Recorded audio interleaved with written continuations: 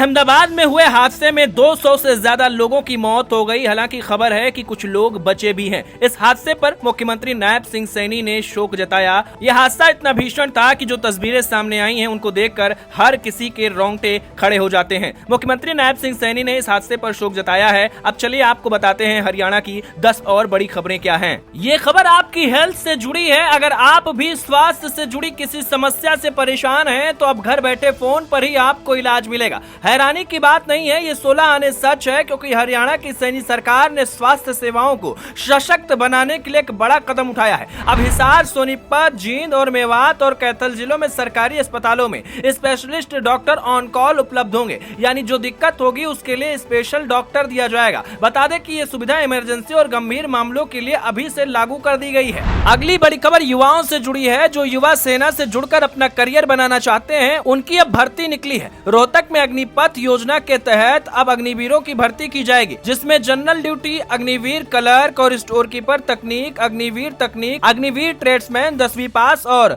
Agniveer tradesman 8वीं पास युवतियों की भर्ती की जाएगी। इस बीच जो युवा अब 12वीं की परीक्षा पास कर चुके हैं उनके लिए एक अहम खबर सामने आई है, क्योंकि सैनी सरकार ने बड़ी राहत हायर एजुकेशन करने वाले बच्चों को दी है। दरअसल प्रदेश भर में हायर एजुकेशन डिपार्टमेंट ने कॉलेज में ग्रेजुएशन कोर्स के एडमिशन का शेड्यूल बदल दिया है। अब ऑनलाइन आवेदन करने के बाद 26 जून को पहली मेरिट लिस्ट आएगी। इसके बाद स्टूडेंट 30 जून तक फीस भर सकेंगे। इससे पहले आवेदन की अंतिम तिथि को बढ़ाकर 16 जून कर दिया गया था। अगर आप भी सीईटी की परीक्षा देने जा रहे हैं तो सावधान हो जाएं, क्योंकि इस बार साइबर ठगों ने बड़ा कांड किया है। दरअसल अब साइबर ठगों ने सोशल मीडिया पर फर्जी पेज बनाने शुरू कर दिए हैं। साथ ही इन पेजों पर अफवाह फैलाई जा रही है कि सीईटी रजिस्ट्रेशन के लिए डेट बढ़ा दी गई है। इस बारे में हरियाणा स्टाफ सिलेक्शन कमीशन के चेयरमैन ने कहा है कि फर्जी 50 पेजों को आइडेंटिफाई किया गया है। कमीशन का सोशल मीडिया पर कोई ऑफिशियल पेज नहीं है, ऐसी जानकारी दी गई। अगली खबर भी सीईटी से जुड़ी हुई है, क्योंकि हरियाणा में सीईटी रजिस्ट्रेशन का आज लास्ट डे है।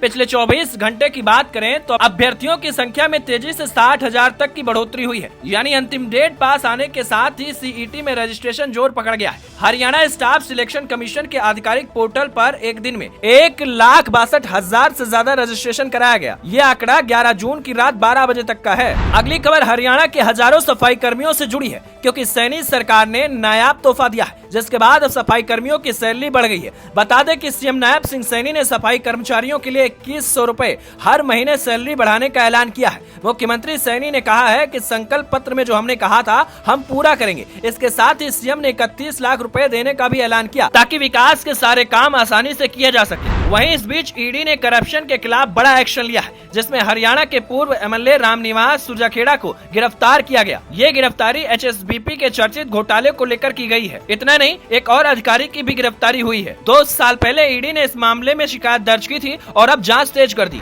ये खबर जानना आपके लिए बेहद जरूरी है, क्योंकि हरियाणा में अभी भीषण गर्मी से राहत नहीं मिलने वाली है। अगले 3 दिनों तक गर्मी का टॉर्चर आपको झेलना पड़ेगा। मौसम विभाग ने हरियाणा के 9 जिलों में लू का रेड अलर्ट जारी किया है, क्योंकि यहाँ का तापमान 48 डिग्री सेल्सियस तक पहुँच गया है। इन जिलों में सिरसा, फतेहाबाद, हिसार, भिवानी, रोहतक, चरखी दादरी, झज्जर और महेंद्रगढ़, रेवाड़ी के अलावा गुरुग्राम शामिल है। अगर आप भी घर से बाहर निकल रहे हैं तो लू से जरा बच कर रहिएगा। अब अगली दुखद खबर है पानीपत से, जहां यमुना नदी में डूबने से 3 दोस्तों की मौत हो गई। इस घटना के बाद परिजनों का रोकर बुरा हाल है। बताया जा रहा है कि तीनों आपस में रिश्तेदार थे और घर से बाइक पर नहाने के लिए गए थे, लेकिन जब वो नहा रहे थे तो उसी दौरान वो डूबने लगे, जिसकी सूचना पुलिस को दी गई। बाद में गोताखोरों ने बहुत मशक्कत के बाद तीनों को बाहर निकाल लिया, लेकिन तब तक उनकी मौत हो चुकी थी। अगली खबर कोरोना से जुड़ी है, क्योंकि साइबर सिटी में कोरोना के मामले लगातार बढ़ रहे हैं। बुधवार को कोरोना के 10 नए मामले सामने आए। बताया जा रहा है कि संक्रमितों में एक महिला कोलकाता की यात्रा से लौटी थी, जो कुछ दिनों से बीमार चल रही थी। उसकी कोरोना रिपोर्ट पॉजिटिव आई है।